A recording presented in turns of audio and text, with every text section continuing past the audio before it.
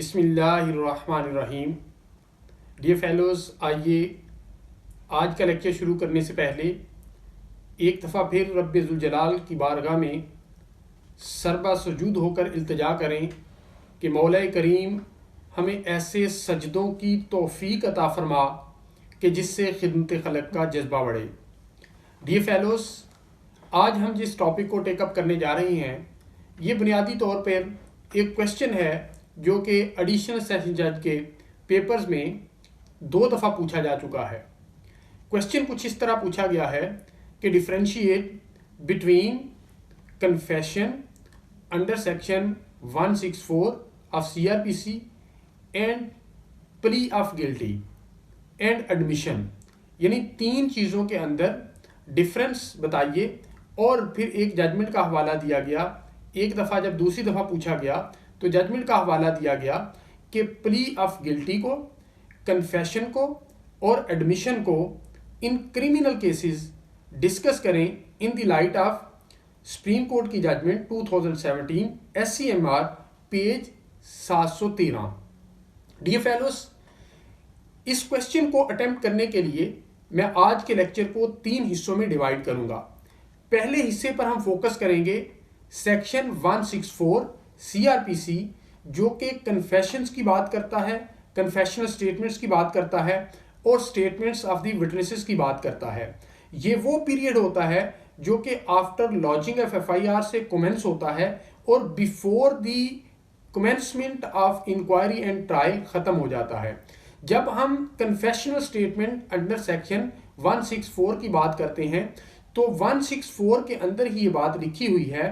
कि ये statement record करने के लिए जो मजिस्ट्रेट इम्पावर है वो या तो magistrate of the first class है या magistrate of the second class है, who is specially empowered by the provincial government for this said purpose. Dear fellows, इसके अंदर जो दूसरी बात है, जैसा कि मैंने आपके सामने पहले रखी, कि इसका बुनियादी purpose after the lodging of FIR और before the commencement of inquiry and trial, इस पीरियड में इस कन्फेशनल स्टेटमेंट को रिकॉर्ड करने का और स्टेटमेंट्स ऑफ द विटनेस को रिकॉर्ड करने का बुनियादी पर्पस ये है कि एविडेंस को प्रिजर्व किया जाए, एविडेंस को सिक्योर किया जाए। यही बात high court rules and orders के अंदर इस स्टेटमेंट का और कन्फेशंस का मकसद लिखा गया। डियर फेलोज, कुछ चीजें इस स्टेटमेंट और कन्फेशनल स्टेटमेंट के मुतल्लिक जानना जरूरी है और ये बातें जानने के लिए ये जरूरी है कि हम 3 चीजों को सही तरीके से पढ़ें। Section 164 CRPC, section 364 of CRPC और सेक्शन 533 ऑफ CRPC, और इसके साथ साथ high court rule and orders का वॉल्यूम 3 चैप्टर 13, और इसके साथ साथ ये जो जजमेंट का मैंने पहले हवाला दिया 2017 SCMR पेज 713, फिर हम एक होलिस्टिक कॉम्प्रिहेंसिव अंडरस्टैंडिंग डेवलप कर सकते हैं। अगर हम फिर 164 की तरफ आए तो 164 की जो कन्फेशनल स्टेटमेंट है वो ऑन ओथ नहीं होगी, बल्कि यहां तक एक जजमेंट में लिखा गया कि अगर ये स्टेटमेंट ऑन ओथ होगी तो that will be rendered inadmissible, क्योंकि ये ओथ एक्ट 1873 के सेक्शन 5 की ग्रास वायलेशन है। सेक्शन 5 ओथ एक्ट 1873 का ये बात कहता है कि अक्यूज की जो स्टेटमेंट है कन्फेशनल स्टेटमेंट वो ऑन ओथ रिकॉर्ड नहीं होगी। डियर फेलोज, इसके साथ साथ एक और बात जो कि कंफ्यूजन पाई जाती है कि आया कि ये स्टेटमेंट वही मजिस्ट्रेट रिकॉर्ड करेगा जिसकी टेरिटोरियल जुरिस्डिक्शन में वो ऑफेंस अकर हुआ है या कमिट हुआ है, या कि कोई भी magistrate of the first class या second class specially empowered by the provincial government इसे रिकॉर्ड कर सकता है। डियर फेलोज, सेक्शन 164 की जो एक्सप्लेनेशन है उसके अंदर कैटेगोरिकल ये बात लिखी हुई है कि ये जरूरी नहीं है इस स्टेटमेंट को रिकॉर्ड करने के लिए कि वो magistrate of the first class जिसने इसे रिकॉर्ड करना है उसकी टेरिटोरियल जुरिस्डिक्शन बनती हो, यानी कोई भी मजिस्ट्रेट इसे रिकॉर्ड कर सकता है। सपोज एक ऑफेंस जो है वो गुजरांवाला के अंदर अगर अकर हुआ है तो उसके हवाले से कन्फेशनल स्टेटमेंट कराची के अंदर रिकॉर्ड की जा सकती है। डियर फेलोज, फिर जब कन्फेशनल स्टेटमेंट के मुतल्लिक इसको रिकॉर्ड करने के मैनर के मुतल्लिक जब बात की गई तो सेक्शन 164 ये कहता है कि ये statement in accordance with the formalities provided by the section 364 के मुताबिक रिकॉर्ड की जाएगी। यानी जो सेफ गार्ड्स, जो प्रिकॉशनरी मेजर्स सेक्शन 364 के अंदर दिए गए हैं और बिलखुसूस volume 3 chapter 13 high court rules and orders के अंदर दिए गए हैं, उनको फॉलो करना बहुत ज़रूरी है। और अब लेटेस्ट जो जजमेंट आई 2017 SCMR पेज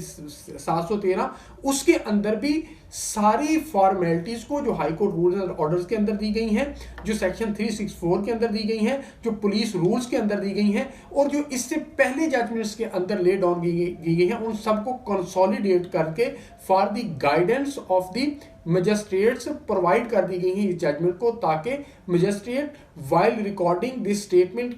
इनको मद्देनजर रखे। डियर फेलोज, अब सवाल ये पैदा होता है कि इसके अंदर कुछ स्टेटमेंट का भी जिक्र है। तो स्टेटमेंट्स बुनियादी तौर पे वो स्टेटमेंट्स हैं जो कि विटनेसेस की रिकॉर्ड होनी है। विटनेसेस कौन से? मिसाल के तौर पे एक इंजर्ड विटनेस है and he is in the throws of death, वो मौतो हयात की कश्मकश में है, तो आप उसकी एविडेंस को प्रिजर्व करना चाहते हैं तो आप मजिस्ट्रेट के पास उसे रिकॉर्ड करवा सकते हैं ताकि ये एविडेंस जो है वो जाया ना हो। तो डियर फेलोज, लेकिन ये स्टेटमेंट्स जो रिकॉर्ड होंगी ये उसी तरह रिकॉर्ड होंगी जिस तरह एविडेंस रिकॉर्ड की जाती है CRPC के अंदर। यानी ये जो स्टेटमेंट्स हैं ये ऑन ओथ रिकॉर्ड होंगी और अगर accused is present in the court at the time of recording these statements तो opportunity will be afforded to the accused to cross examine the witness जो कि ये स्टेटमेंट से रिकॉर्ड करवा रहा है। यानी बेसिक डिफरेंस ये आया कि स्टेटमेंट्स जो हैं वो ऑन ओथ रिकॉर्ड होंगी, जबकि जो कन्फेशनल स्टेटमेंट्स हैं वो ऑन ओथ रिकॉर्ड नहीं होगी। डियर फेलोज, अब एक और क्वेश्चन जन्म लेता है कि अगर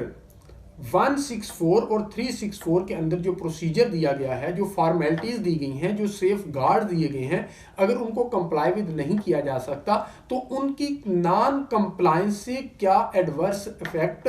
हो सकता है इस हवाले से। तो डियर फेलोज, सेक्शन 533 CRPC का ये हमें बताता है कि अगर कंप्लाई विद नहीं किया गया तो वो मजिस्ट्रेट या वो ट्रायल कोर्ट, वो सेशन कोर्ट भी हो सकती है, वो मजिस्ट्रियल कोर्ट भी हो सकती है, जिसके सामने इस कन्फेशनल स्टेट को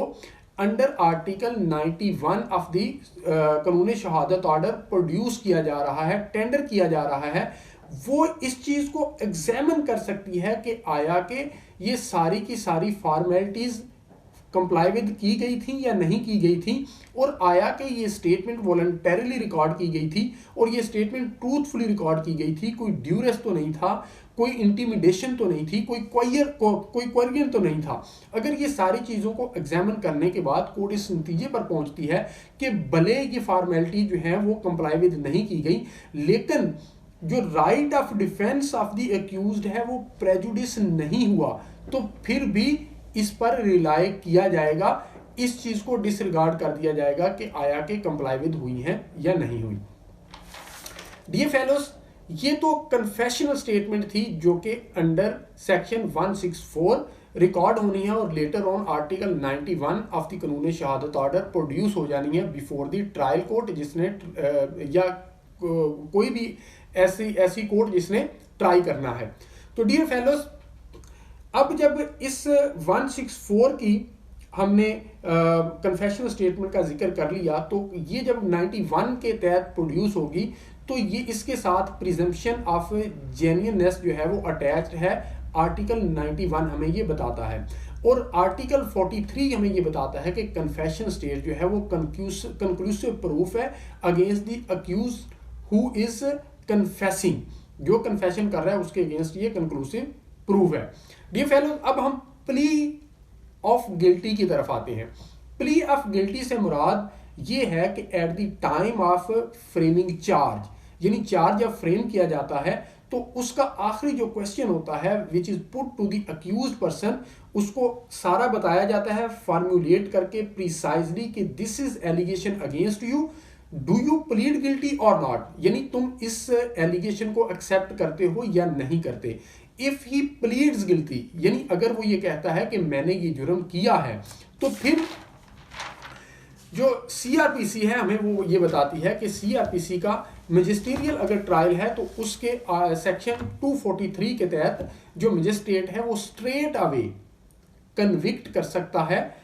इसकी जो एडमिशन है, जो प्लीड गिल्टी कर रहा है उस पर रिलाई करते हुए, और वो अगर चाहे तो अक्यूज्ड की डिफेंस की एविडेंस भी रिकॉर्ड कर सकता है और प्रोसिक्यूशन की एविडेंस भी रिकॉर्ड कर सकता है। दिस इज डिस्क्रेशन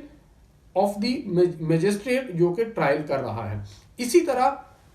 सेक्शन 265 ई के तहत अगर सेशन कोर्ट ट्रायल कर रहा है तो उसके पास भी इख्तियार है कि अगर वो प्लीड गिल्टी कर लेता है eight the time of framing charge, तो वो स्ट्रेट अवे उसकी कन्विक्शन पास कर सकती है। लेकिन इसी जजमेंट के अंदर जो 2017 SCMR पेज 713 है उसके अंदर ये कहा गया कि अगर कोर्ट ने कैपिटल पनिशमेंट के ऑफेंस को ट्राई कर रही है और कैपिटल पनिशमेंट को मीट आउट करना है, कैपिटल पनिशमेंट पास करनी है, तो then it is mandatory for the court के वो डिफेंस की और प्रोसिक्यूशन की एविडेंस को रिकॉर्ड करे और फिर इसकी जो प्लीड गिल्टी की प्ली है उसको भी देखे और इन सारी चीजों को रिकॉर्ड करने के बाद अपनी पनिशमेंट पास करें। तो डियर फेलोज, प्लीड गिल्टी का मतलब ये हुआ कि eight the time of framing charge उसको क्वेश्चन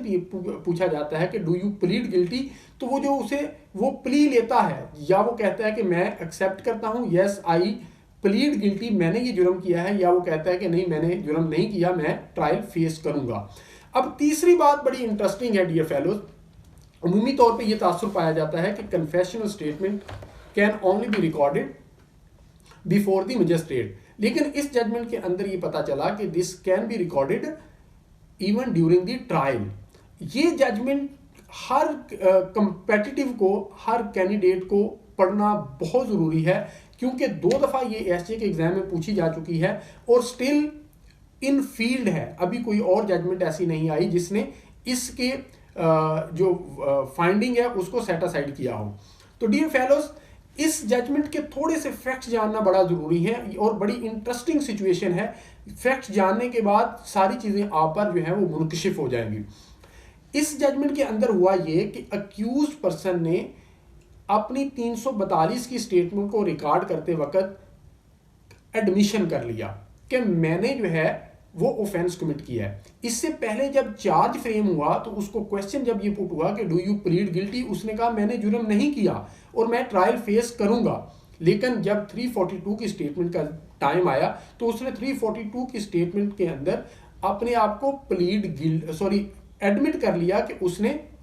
ऑफेंस किया है, और फिर 340 के सब सेक्शन 2 यानी 340 2 की स्टेटमेंट भी उसने ऑन ऑथ भी रिकॉर्ड करवा दी कि मैंने ये जुर्म किया है। तो डियर फेलोज, ट्रायल कोर्ट ने इन चीजों को कन्फेशन समझते हुए उस पर उसको कन्विक्शन दे दी और हाई कोर्ट ने भी उसे अपहेल्ड रखा। जब सुप्रीम कोर्ट के पास मैटर गया, सुप्रीम कोर्ट ने सारे हकायक को इवेल्युएट किया और सुप्रीम कोर्ट ने एक बड़ी लैंडमार्क जजमेंट की जिसका मैंने ये जिक्र किया, और उसके अंदर ये फाइंडिंग दी कि चारों चीजों में फर्क है। प्ली ऑफ गिल्टी में फर्क है, कन्फेशन में फर्क है, एडमिशन में फर्क है, और कन्फेशन बिफोर मजिस्ट्रेट में फर्क है, और कन्फेशन ड्यूरिंग ट्रायल में फर्क है। डियर फेलोज, इन चारों चीजों को जब उन्होंने एक्सप्लेन किया, बड़ी इंटरेस्टिंग सिचुएशन डेवलप हुई और उन्होंने ये कहा कि ये जो स्टेटमेंट रिकॉर्ड की गई है अंडर सेक्शन 342, ये एट द मोस्ट एडमिशन है, और admission under article 45 of the कानून शहादत order is not a conclusive proof. और जब एडमिशन को डिफाइन किया, आर्टिकल 30 ने ये कहा कि admission is a statement which is given by the witness either orally or in a written form, or which only suggests inference regarding the fact in issue or relevant fact। यानी जो admission है वो fact in issue और relevant fact के मुतालिक सिर्फ एक inference देती है, वो कंक्लूसिव नहीं है। और फिर इसके अंदर ही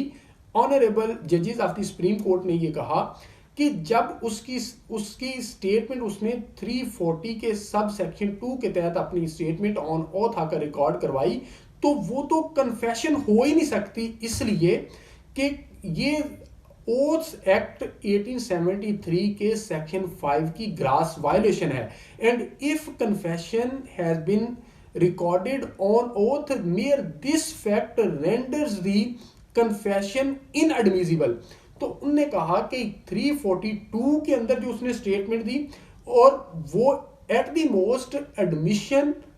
कहा जा सकता है उसे, और 340 के सब 2 में जो उसने दी वो तो कन्फेशन अगर आप कहेंगे तो वो that will be rendered inadmissible. तो at the most in the said circumstances ये जो स्टेटमेंट थी वो उसकी एडमिशन थी, और एडमिशन कंक्लूसिव प्रूफ नहीं है, that just suggest influence regarding the fact in issue और रेलेवेंट फैक्ट। फिर इसके बाद सुप्रीम कोर्ट ने कंक्लूड करते हुए इस जजमेंट के अंदर कहा कि अगर ट्रायल कोर्ट ने भी इसको कन्फेशन के तौर पर रिकॉर्ड करना है तो फिर all the safe guards, all the precautionary measures and all the formalities provided by section 364 और high court rules and orders के वॉल्यूम 3 चैप्टर 13 के अंदर जो दी गई हैं और उनको फॉलो करना पड़ेगा। और इसके अंदर ये जजमेंट मैं आपको टाइम एंड अगेन सजेस्ट कर रहा हूं कि आप इसको जरूर पढ़ें। और फिर सुप्रीम कोर्ट ने तमाम साबका जजमेंट्स को कंसोलिडेट करके high court rules and orders के अंदर जो फॉर्मेलिटीज दी उनको और 364 के अंदर जो दी गई उनको कंसोलिडेट करके for the guidance of the trial court lower courts के लिए इस जजमेंट को सर्कुलेट करवाया। डियर फेलोस, ये जो फॉर्मेलिटीज हैं ये काफी ज्यादा हैं, 8-10। मैं आपको सजेस्ट करूंगा कि आप ये खुद जजमेंट को कॉपी करवाएं और इसको पढ़ें। मोटी मोटी मैं आपके सामने रख देता हूं कि इसके अंदर ये कहा गया कि कन्फेशन जो है जब रिकॉर्ड की जाएगी तो ट्रायल कोर्ट जब ट्रायल के दौरान रिकॉर्ड करेगा तो उस अक्यूज को ये बताएगा कि ये तुम्हारा कन्फेशनल स्टेटमेंट है which can be used against you, and on the basis of this statement conviction can be passed and you can be punished. और इसके साथ उसकी हैंड कफ उतरवा दी जाएंगी, उसे डाइस के पास कुर्सी पर बैठाया जाएगा, पुलिस वालों को बाहर निकाल दिया जाएगा और उसको ये कहा जाएगा कि तुम्हारे ऊपर कोई इंटिमिडेशन तो नहीं, कोर्जन तो नहीं, कोई ड्यूरेस तो नहीं, आप अपनी मर्जी से दे रहे हो स्टेटमेंट। ये सारी चीजें करेगा और उसके बाद उसी तरह जिस तरह 164 के अंदर वो फुट नोट देगा नीचे कि मैंने ये सारी चीजें इसे एक्सप्लेन कर दी हैं for the purpose of making this confessional statement truthful and voluntary. Dear fellows, ये इस तरह हमने सेक्शन 164, 364, 533 और high court rules and orders के वॉल्यूम 3 चैप्टर 13 और ये जजमेंट 2017 SCMR पेज 713 के जरिए मैंने इन चारों चीजों के दरमियान डिफरेंस क्रिएट करने की कोशिश की। मैं उम्मीद करता हूं कि होलिस्टिकली कंप्रीहेंसिवली आपको इन चारों टर्म्स की समझ आ चुकी होगी कि admission, plea of guilty, confession before magistrate under section 164 और कन्फेशन ड्यूरिंग ट्रायल। मैं उम्मीद करता हूं कि आपको हमारी ये वीडियो पसंद आई होगी। अगर हमारी ये वीडियो आपको पसंद आई है तो आप हमारे बाबुल इल्म लॉ अकेडमी यूट्यूब चैनल को जरूर सब्सक्राइब कीजिएगा और हमारी वीडियो को लाइक कीजिएगा। अल्लाह ताला आपका हामी नासर हो। बहुत शुक्रिया।